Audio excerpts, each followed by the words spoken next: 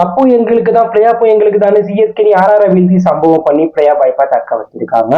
நடந்து முடிஞ்ச RR versus CSK மேட்ச்ல டாஸை வெற்றி பெற்ற ஆர்ஆர் அணி பேட்டிங்கை தேர்வு செஞ்சாங்க. அந்த அணியை சேர்ந்த ஜெய்ஸ்வால், ஜாஸ் பட்லர் தொடக்கத்தில் அதிரடியே விளையாடுற மாதிரி சீனை போட்டாலும் அடுத்தடுத்து விக்கெட் ஆனாங்க. ஜெய்ஸ்வால் 21 பாலுக்கு 24 ரன் எடுத்துக்கும் போது சிம்ரன்ஜித் சிங் போட்ட பால ருத்ராஜ் கேட்ச் கொடுத்து வெளில போக, பட்லர் 25 பாலுக்கு 21 ரன் அடிச்சிருக்கும் போது சிம்ரன்ஜித் சிங் போட்ட பால்ல தேஷ்பாண்டே கேட்ச் கொடுத்துட்டு வெளில போயிட்டாங்க. அடுத்தது அந்த சஞ்சு 19 பாலுக்கு 5 ரன் அடிச்சிருக்கும் போது சிம்ரன்ஜித் சிங் போட்ட பால்ல கேட்ச் கொடுத்துட்டு வெளில போக, அடுத்தது வந்து துரு ரோயல் 18 பாலுக்கு 28 ரன் அடிச்சிருக்கும் போது தேஷ்பாண்டே போட்ட பால்ல சதுல்ட்ட கேட்ச் கொடுத்துட்டு வெளில போயிட்டாங்க. அதிலே விளையாண்ட ரியான் பராக் 35 பாலுக்கு 47 ரன் அடிக்க, அவருக்கு கேட்சரா விட்டதுனால 47 ரன் அடித்தார்.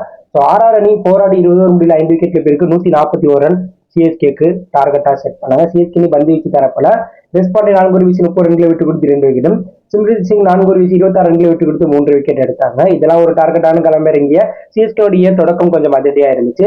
அஸ்வின் ரவீந்திரா 18 பாலுக்கு 27 ரன் அடிச்சு கேம் கொண்டாந்து அஸ்வின் போட்ட பால்ல அஸ்வின் கேட்ச் கொடுத்து வெளில போக, சுனில் மிச்சல் 13 பாலுக்கு 23 ரன் அடிச்சு சகால் போட்ட பால்ல எல்பி வெளில போயிட்டாங்க. மொயின் அலி 13 பாலுக்கு 10 ரன் அடிச்சிருக்கும் போது பர்கர் போட்ட பால்ல ஆவிஸ்ட கேட்ச் கொடுத்து வெளில போக, தூபே 11 பாலுக்கு 18 ரன் 2 6 ஒரு பவுண்டரி அடிச்சிருக்கும் போது அஸ்வின் போட்ட பால்ல ரியான் பராக்ட கேட்ச் கொடுத்து வெளில போயிட்டாங்க.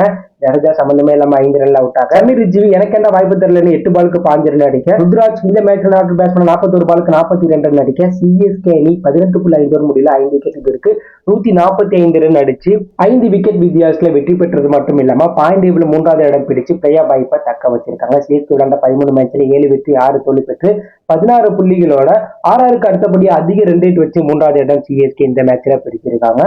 சிஎஸ்கே அடுத்தபடியா மே 18ஆம் தேதி ஆர்சிபி கூட மோத போறாங்க. இந்த மேட்ச்ல சிஎஸ்கே ஈஸியா ஜெயிச்சாலே பிளே ஆஃப்குள்ள அதிகாரப்பூர்வமா என்ட்ரி ஆயிடுவாங்க.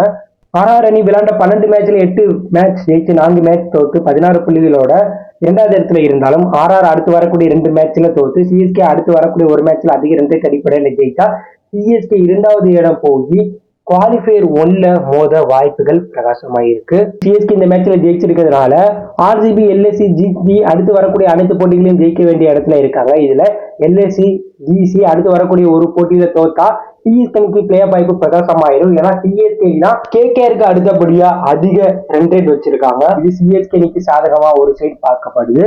சோ நீங்க சொல்லுங்க, ஆர்சிபி சிஎஸ்கே வீழ்த்தி ஈஸியா பிளே ஆஃப் போயிருவாங்களா? சிஎஸ்கே கண்டிப்பா பிளே ஆஃப் போய் ஃபைனல்ல போய் கோப்பையை வெற்றி பெறுவாங்களா அப்படிங்கிற கருத்தை கமெண்ட் எழுதி பாருங்க. இது பிடிச்சிருந்தா லைக் பண்ணுங்க, ஷேர் பண்ணுங்க, கமெண்ட் பண்ணுங்க.